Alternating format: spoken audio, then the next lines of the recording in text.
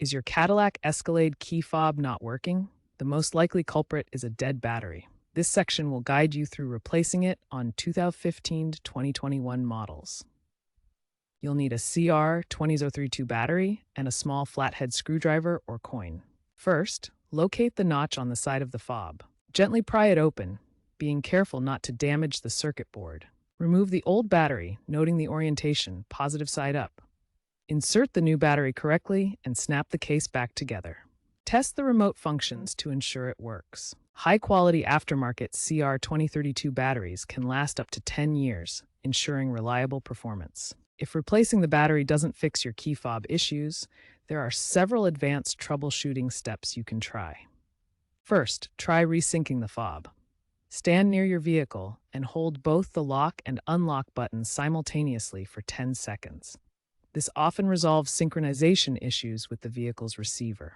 If resyncing doesn't work, the issue might be a software glitch in the body control module. Clear it by turning the ignition to the on position, then off, and repeat this cycle 3 times.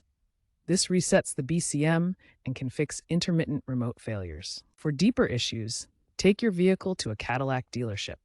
Technicians can reprogram the BCM, check for module errors using diagnostic tools, or address software glitches that battery replacement can't fix. This is especially useful for 2024 service bulletins on intermittent remote failures. If the fob still doesn't work after these steps, it could be a faulty transmitter module or water damage to the circuit board.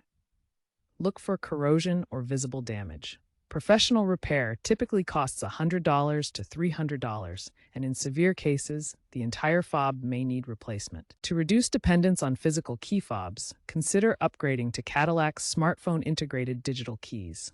Available on select 2015 to 2021 models or through aftermarket adapters, this feature uses NFC or Bluetooth to unlock and start your vehicle, providing a modern, convenient alternative.